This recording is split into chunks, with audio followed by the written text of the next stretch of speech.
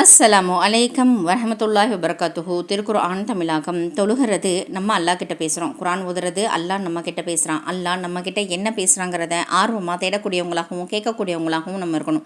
இந்த குரானை கொண்டு போய் எல்லார்கிட்டையும் சேர்க்கணும், எல்லாரும் கேட்கணுங்கிறது தான் என்னுடைய ஆசை. என்னுடைய ஆசையை அல்லாஹ் வச்சியாக்கி தருவானாக. வாங்க குரான்குள்ளே போகலாம்.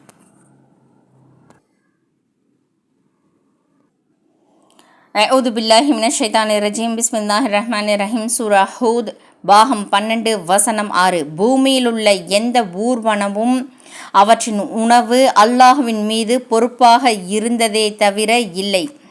அவை தங்கும் இடத்தையும் அவை ஒப்படைக்கப்பட்டு சேரும் இடத்தையும் அவன் நன்கு அறிகிறவன். இவை யாவும் லஹபுல் மஹபுல் என்னும் தெளிவான புத்தகத்தில் பதிவு செய்யப்பட்டிருக்கின்றன. 7. அவன் எத்தகையோன் என்றால் வானங்கள் மற்றும் பூமியை 6 நாட்களில் படைத்தான். அச்சமயம் அவனுடைய அர்ஷ் தண்ணீரில் மீதிருந்து அவனுடைய அர்ஷ் தண்ணீரின் மீதிருந்தது. உங்களில் நற்குணங்களை நன்றாக செய்வோர் யார் என்று உங்களை அவன் சோதிப்பதற்காக அவன் படைத்தான். மேலும் இறந்த பின்னர் நிச்சயமாக உயிர் கொடுத்து நீங்கள் எழுப்பப்படுபவர்கள் என்று அவர்களிடம் நீர் கூறினால் அதற்கு இது பகிரங்கமான சூனியமே தவிர வேறில்லை என்று நிச்சயமாக நிராகரித்து கொண்டிருப்போர் கூறுகின்றனர். 8. அவர்களுக்கு வேதனையை ஒரு குறிப்பிட்ட காலம் நாம் பிற்படுத்தினால் அதனை தடுத்து கொண்டது எது என திட்டமாக அவர்கள் கேட்கின்றார்கள். அறிந்து கொள்ளுங்கள், அவர்களிடம் அது வரும் நாளில் அவர்களை விட்டு அது தடுக்கப்படுவதாக இல்லை. இன்னும் அவர்கள் எதை பரிகாசம் செய்து கொண்டிருந்தார்களோ அது அவர்களை சூழ்ந்து கொள்ளும். 9. மேலும் நாம் மனிதனுக்கு நம்மிடமிருந்து அருளை சுவைக்கும்படி செய்து பின்னர் அதனை அவனிடமிருந்து நாம் பிடுங்கிக் கொண்டால் நிச்சயமாக அவன் நம்பிக்கை இழந்தவன், பெரும் நன்றி கெட்டவனாக மாறிவிடுகின்றான். 10. மேலும் அவனுக்கு ஏற்பட்ட துன்பத்திற்கு பின் அருட்கொடைகளை அவனுக்கு நாம் சுவைக்கச் செய்தால் அதற்கவன் என்னை விட்டும் துன்பங்கள் போய்விட்டன என்று நிச்சயமாக கூறுகின்றான். நிச்சயமாக அவன் மகிழ்ச்சியடையக்கூடியவன், பெருமையடிப்பவனாக மாறிவிடுகின்றான். 11. துன்பங்களை சகித்து பொறுத்து கொண்டு நன்மையான காரியங்களை செய்து வருகின்றார்களே, அத்தகையவர்களை தவிர அத்தகையோர் அவர்களுக்கு பாவ மன்னிப்பும் மாபெரும் நற்கூலியும் உண்டு.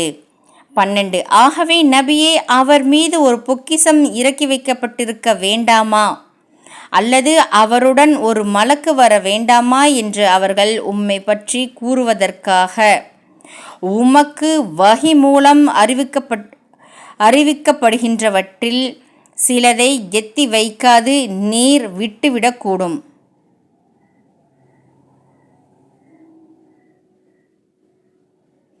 உம்முடைய நெஞ்சம் வஹி மூலம் அறிவிக்கப்பட்ட அதை கொண்டு இக்கட்டுக்குள்ளாகி விடக்கூடும். நிச்சயமாக நீர் அச்சமூட்டி எச்சரிக்கை செய்பவர்தான்.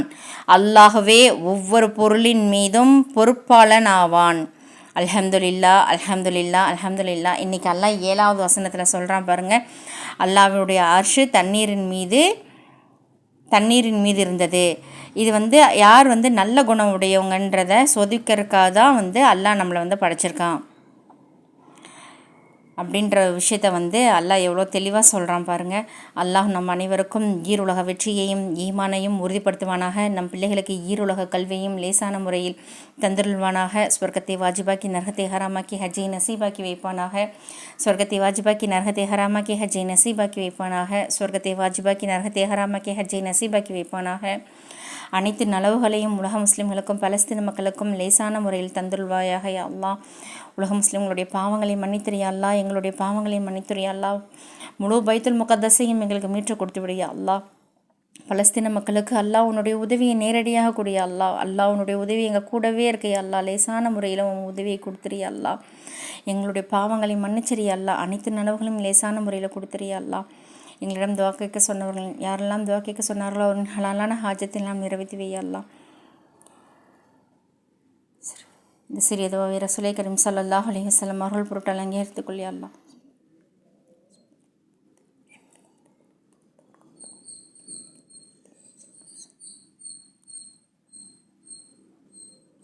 ربنا تقبل منا إنك أنت السميع العليم وتب علينا إنك أنت التواب الرحيم. السلام عليكم ورحمة الله وبركاته.